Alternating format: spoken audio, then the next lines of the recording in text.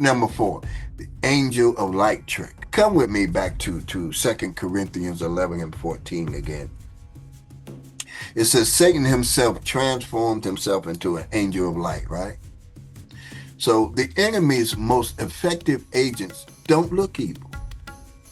They look anointed. They look gifted. They have large followings. They say the name of Jesus frequently. They can even quote scripture, but it's selectively and partially many times. So the test is not charisma. The test is not personality. The test is not crowd size. The test is not even how many miracles they claim. Jesus said in Matthew 7:22-23 that on the last day many will say, Lord, Lord, did we not prophesy in your name? And he, Jesus, will say, I never knew you. Now, I don't know about you, but for me, this is one of the most frightening scriptures in the Bible. So the question is not, does this person move in power? Does this person do effective ministry? Does this person know the word? The question is, does this person have a relationship with God through Jesus Christ? Do they preach repentance, holiness, and the whole counsel of God? Move on. Trick number 5, the division trick. Revelations 12:2 calls the devil the accuser of the brethren. His assignment, his actual assignment, is to make the body of Christ distrust itself. Boy, and is he being effective in 2026. In this time period, he has the most effective tool he has ever had for this. It's the comment sections on social media platforms. Yeah. Its power lies in the ability to broadcast offense to thousands of people in a matter of seconds. And that's why it's important for us to understand correction is biblical, but humiliation is not.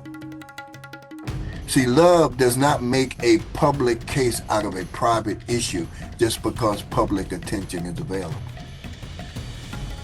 Love does not make a public case out of a private issue just because the avenue of social media gives you the ability to do so.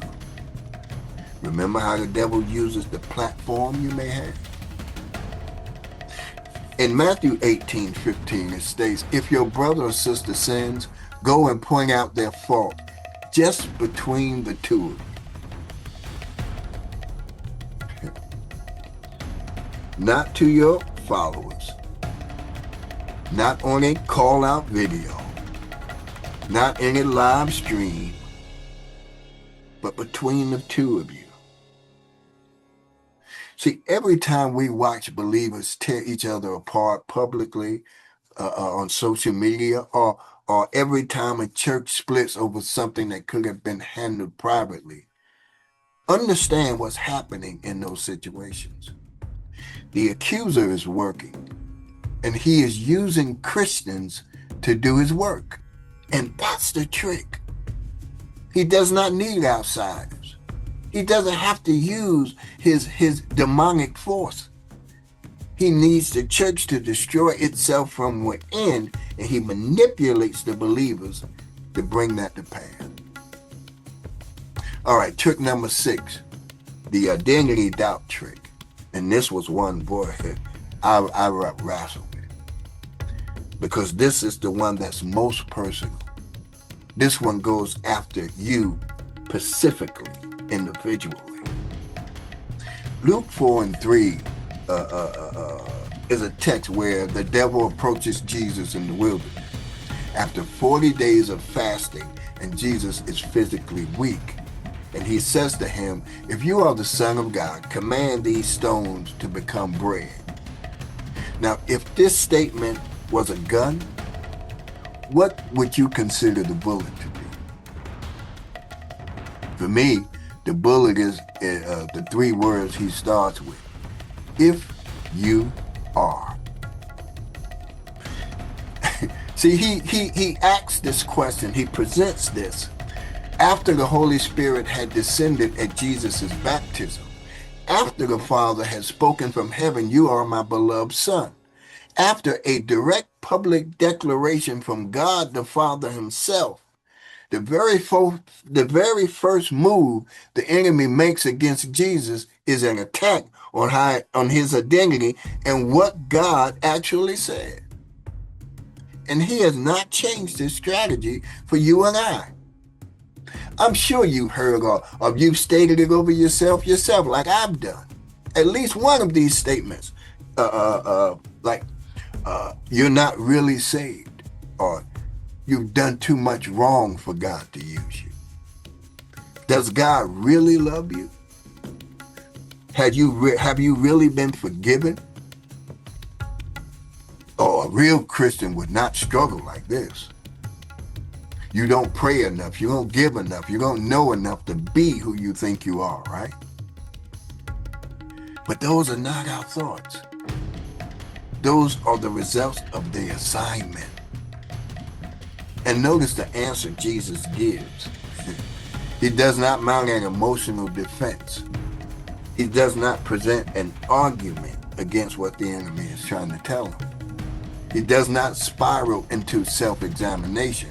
He simply says, it is written. Not, I feel like I am. Not, I need to figure this out. He simply says, it is written. In other words, God said it, I believe it, and that's so. So you see, your feelings do not establish your identity. They don't establish my identity.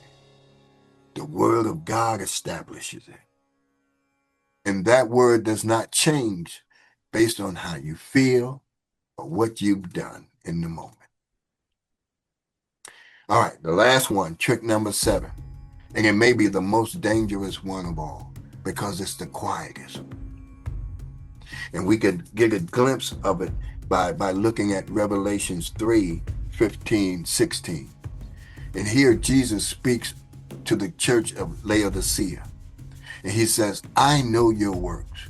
You are neither cold nor hot. Would that you were either cold or hot. So because you are lukewarm and neither cold nor hot, I will spit you out of my mouth.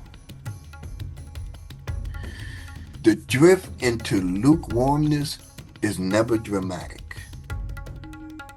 Nobody wakes up in the morning and decides to become spiritually indifferent. It happens incrementally. One compromise that seems small, and then another, and then another, and then another. One boundary you move slightly, and then another, and then another. One season where prayer gets shorter and shorter until it disappears entirely. Your biblical reading disappears. And the enemy knows this. So he's not always coming with a major temptation. He's patient, he's crafty, and he's strategic. He'll take an inch, and then another inch, and then another inch, until you look back and you're nowhere near where you started. Until you realize that your movement has not been forward progress, but backwards digression. Cultural Christianity is the end product of this trick. A faith that knows all the language, attends services, posts the verses, but has never actually surrendered to the Lordship of Jesus Christ. A faith, an individual that has never been broken, never been genuinely changed by the Word of God. No wonder so many Americans are becoming fed up with church, because too much of what is being called Christianity is Laodicea dressed up in modern branding. Okay, I hear you. So what do we do with all this? Well, in Ephesians 6:10 and 18, Paul does not tell us to run or hide from these tricks. He says what? Stand. He actually says, put on the full armor of God so that you can take your stand against the devil's schemes. Now, the Greek word here is atheia, and it is where we get the word method. The enemy has a method. He's strategic, he's patient, and he's been doing this for longer than you and I have been alive. And Paul says you need the full armor, not just a helmet, not just a shield, not just a belt. The full armor. Not your armor, not your mother's armor, not your grandfather's armor, but the armor of God. So what is that? Well, the belt of truth. The belt of truth is our answer to the counterfeit peace trick and the identity doubt trick. See, you cannot be deceived about what you actually know. So get into the word with discipline. Get into the word because it is the truth of who you are in God, in Christ, and your assignment in the world. Then there's the breastplate of righteousness. It's our answer to the slow compromise trick. See, walking in holiness, not because you fear punishment, but because righteousness guards your heart from the incremental drift the enemy tries to put us in. Then there's the shield of faith. Ephesians 6:16 says, above all, taking the shield of faith, catch this now, with which you will be able to quench all the fiery darts of the wicked one. All of them. Every single trick we covered, all 7 are fiery darts, and faith puts them out. So you and I are not helpless here. We're not outmatched, we're not outdone because of these 7 tricks. But if we're not aware of them, we're at a slight disadvantage. And so I presented it to you to destroy that disadvantage. 1 John 4:4 says, he who is in you is greater than he who is in the world. But you have to put on the armor every day. Not as a ritual, because that calls us to be religious, but as a declaration that God is in control and you are not fighting this fight alone. And in fact, you must stay mindful that you are not fighting from a position of trying to gain something. You're fighting from a position of victory, meaning you already have it. That means you're not fighting to obtain it, you're fighting to guard it. 7 tricks, all of them right now, all of them working in churches, on social media, in our personal life, on our jobs, in our families and friendships. Now that you're aware of them, I want to ask that if this video exposed something in your life, do not ignore it. That conviction you're feeling, that's the Holy Spirit doing exactly what the enemy does not want done in your life. And do me a favor. Drop it in the comments section. Which of these 7 tricks has hit your life the hardest? Which of these 7 tricks may have caused a light bulb to come on that you didn't realize you were dealing with? I'd love to know. And remember that what you share may actually help somebody else. And if this was fire, share it with somebody else who needs to wake up. And I want to thank you for your time. I'll see you next Monday when we post again. Stay in the Word and stay strong. And as always, peace and blessings to you and your household.